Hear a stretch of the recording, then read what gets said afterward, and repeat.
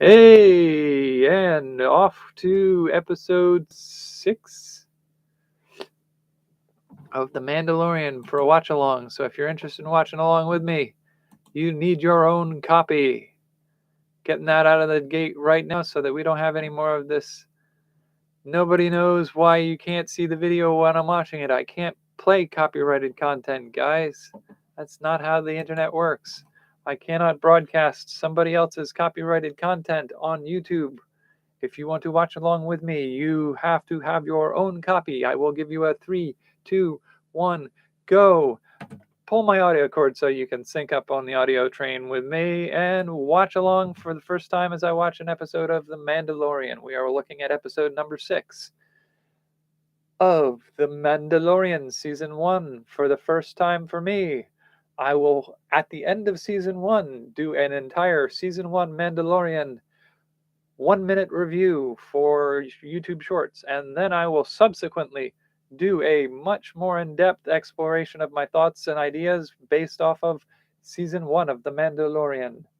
So far, my feelings are that this is a Star Wars series. The character of the series is the setting.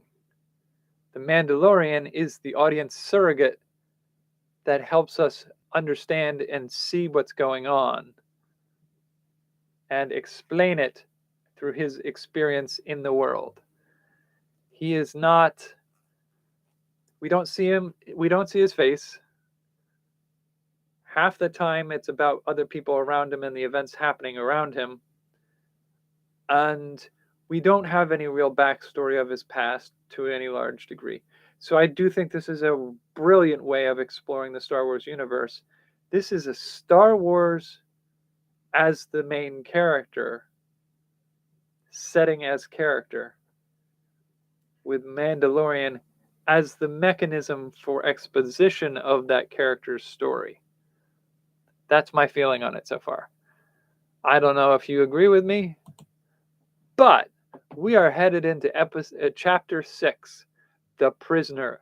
The Mandalorian is part of a crew of mercenaries bringing a convict from a prison ship. It looks like it's got a Twi'lek. I say Twi'lek. I don't know what you guys say.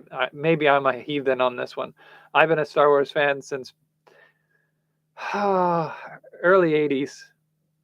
I was born in the year of Star Wars. The very first Star Wars film release was my year of birth. We were born in the same year. That's dating myself a little bit, but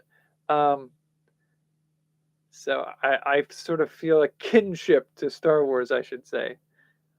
And based off of that premise, I've always kind of considered Star Wars one of my core fandoms. But I'm not so precious about it that I'm above making mistakes about some of the stories or the minutiae of the setting. And there's so much out there. I am inclined not to completely disregard the expanded universe. But however you want to go for it, let's step into chapter 6, The Prisoner. It's got a Twi'lek on the thumbnail image of it. In 3, 2, 1, go.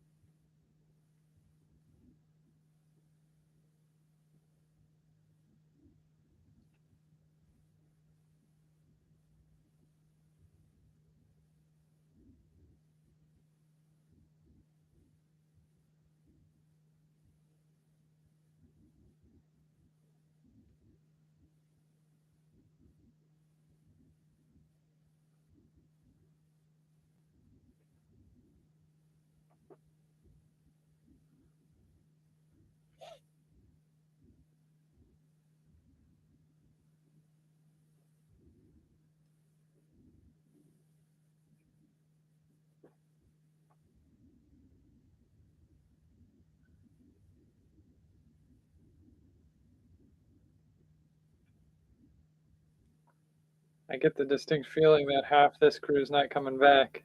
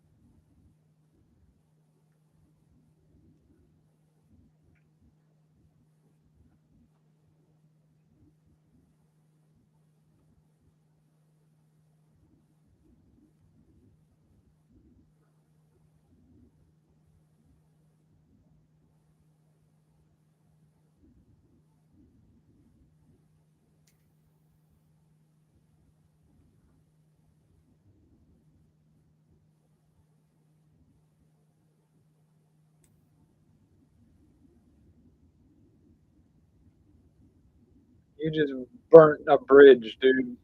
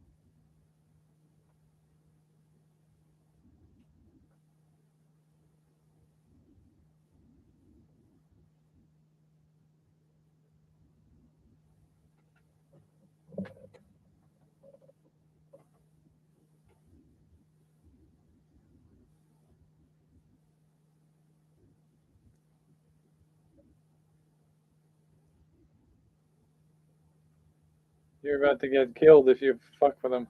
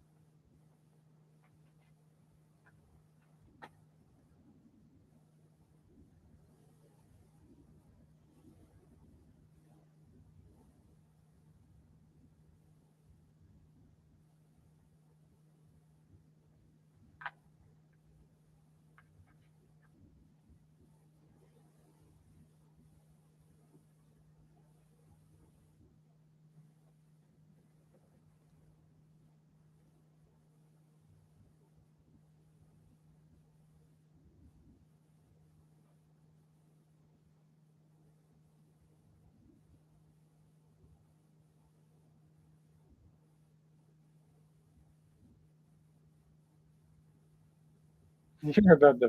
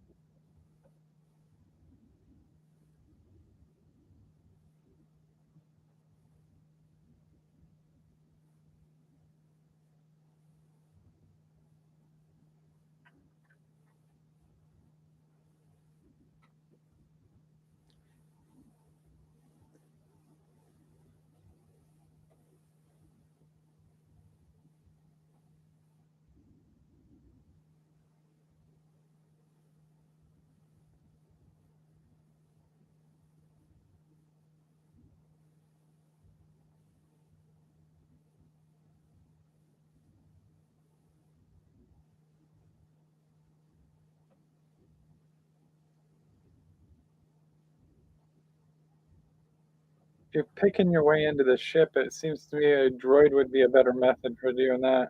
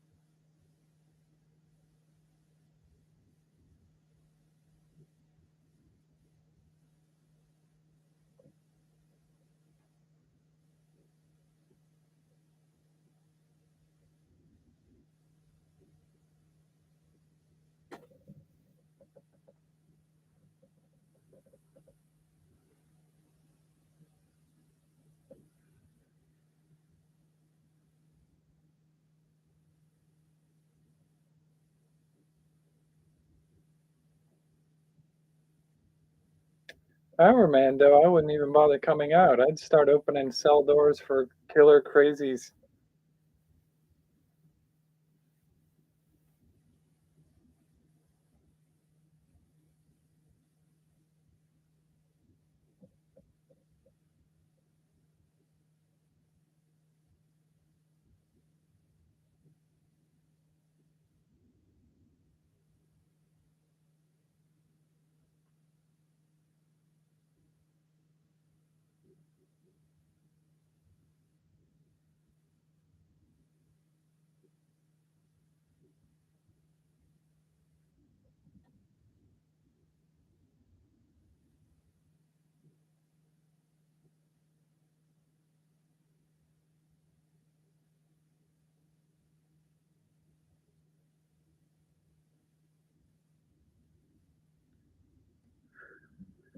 Is there an airlock? Just drop them out into space?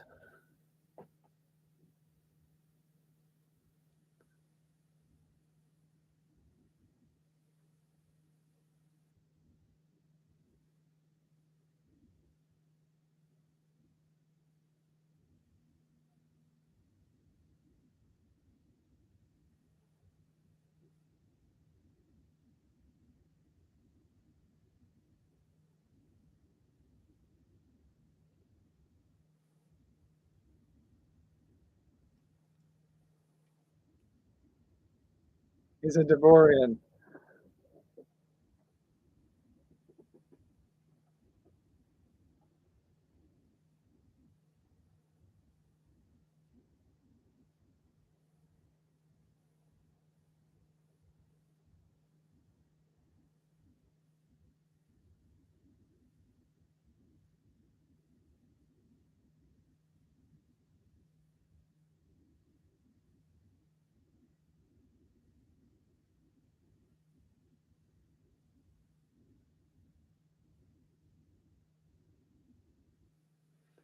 It's not the first time he's used a door as a murder weapon.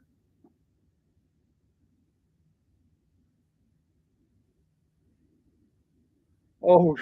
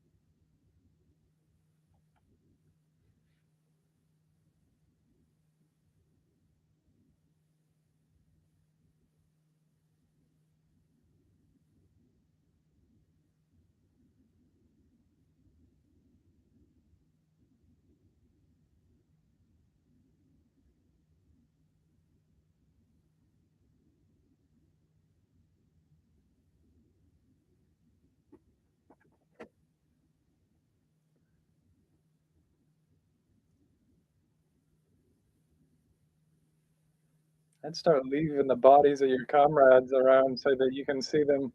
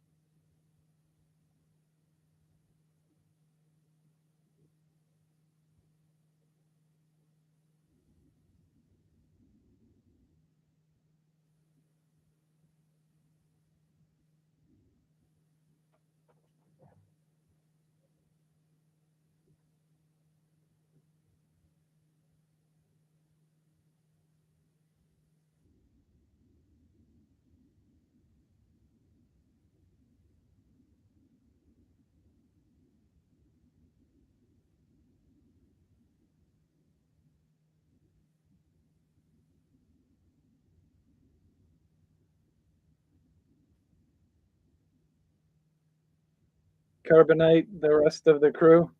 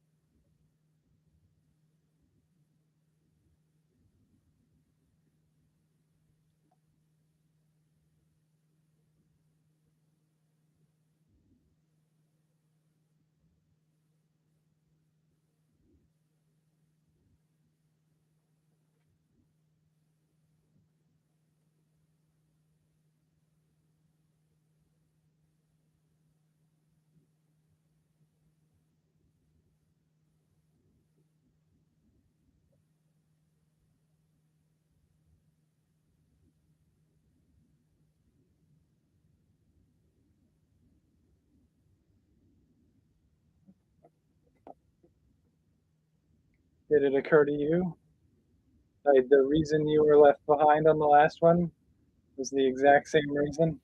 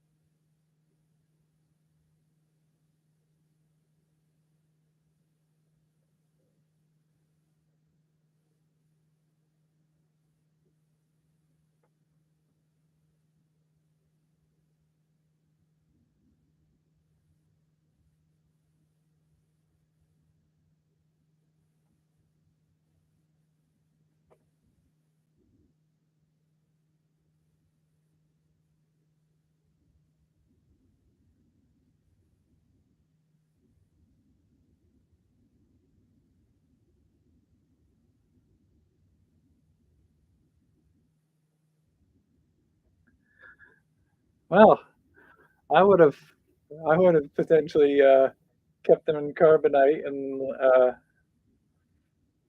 taken them in for exchange because they're crooks. They've got to have a marker on their head somewhere.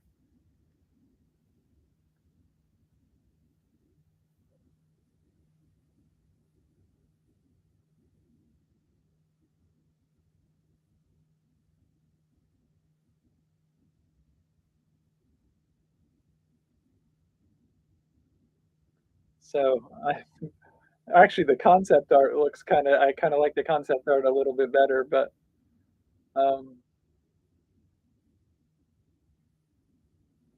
yeah, I feel like honestly the better move there was to get something for the guys who tried to screw you over, and he's got the facilities within his own ship to put them in carbonite.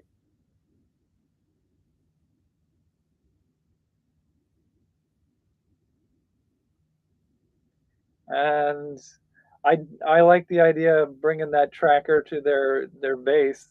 That was not what I was thinking he was going to do. I was thinking he put a detonator on the guy's belt, or at the very least, managed to convince him that um, if he if he if he has it in his head that Mando left him for dead on the last mission that got him caught, then seeing how their patron was going to screw Mando over should have been clue enough that the cause of it was him. Set them against each other. But this works too, I guess. That's a fairly good. I mean, this was a good episode. This is a little bit of what you'd call bottle episode, where its contents could be placed anywhere along this timeline. You could put it before the gunslinger. You could put it before the sanctuary episode. You can put it after the next one or whatever. I don't know what happens in the next one, so I don't know for sure. You could. The only time you'd have to really do anything of it after is he has to have the kid with him, and so it has to be after the first 3 episodes. But like, this is a bottle episode. It doesn't matter where in the timeline it really goes for the most part, as far as I can see. Which the implication is that if in any other series this would be like out of place and it wouldn't matter where. Like, that's the thing about it, is like the sanctuary, gunslinger, and the prisoner, so far as I can tell, 4, 5, and 6 do not have to be in their order, and you can move them around. Just guesswork for 7 and 8. If they continue with this trend, that's part of why I feel like, to a degree, this series is an anthology series about the Star Wars universe, and Mando is the cameraman. He's the one that brings the camera to the stories. So his story, his background, and his story don't have to play a role in this. Like, you could swap in the kid from the gunslinger could be the character who took the role. And actually, this might be a kind of a fun way to do something like this.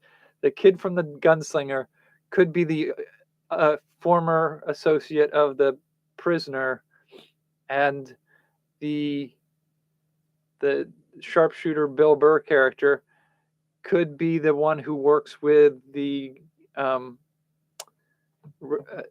person in Sanctuary, what's her name, Kara whatever.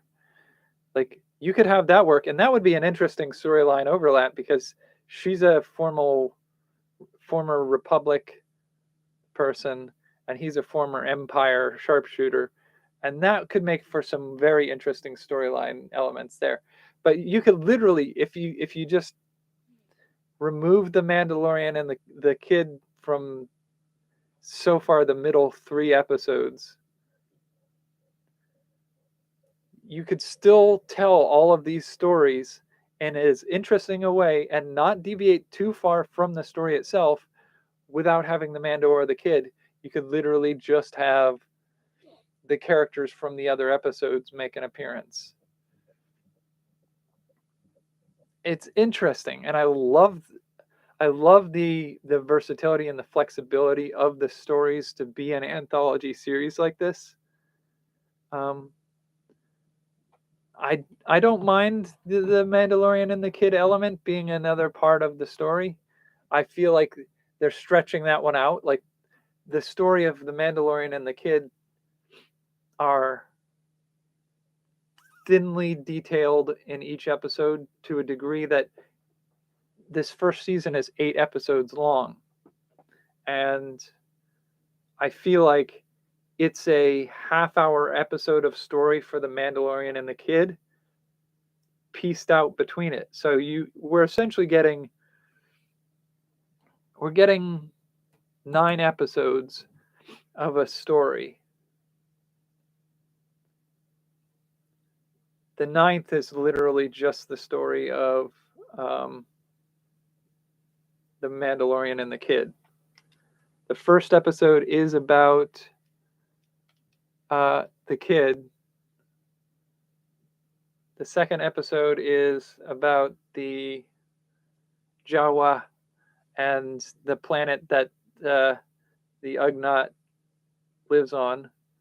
The third episode is about the secret cloister of Empire folks in the community with the Mandalorians in it, and the breakdown of the Bounty Hunters Guild. The fourth episode is about the shrimp farmers and the former Republic commando. Fifth episode is about the gunslinger trying to get into the guild and the assassin he's after. Sixth episode has been about the gang of, what is it? They call it the crew of mercenaries. Seventh episode, I don't know who that's about. An old contact extends an invitation for the Mandalorian to make peace with his enemies. I don't know what that's about. And eighth episode looks like it's Kara again. The Mandalorian and his allies come to know their true enemy, who already knows much about them. I don't know what that's all about. But as it stands, I feel like the first and last episode, like the first episode is, maybe it's not 9 episodes. Maybe the first and last episode are a little bit more along, and maybe even the 7th episode. I'm not sure yet. But I do feel like the bulk of the storyline has been about the places and the setting of the universe as a whole. And the Mando and the kid seem like they have separate stories that are being stitched into as a means of stringing together the whole series. But I kind of like the idea of a series that's the main character of the series is the setting. With that in mind, we're running long. I got to go. I will catch you for the last 2 episodes.